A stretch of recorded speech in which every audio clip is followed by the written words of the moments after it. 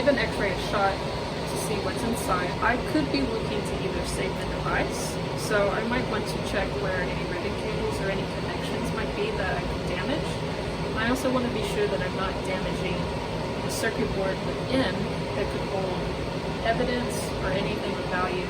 So here we've identified where our flash is using the x-ray.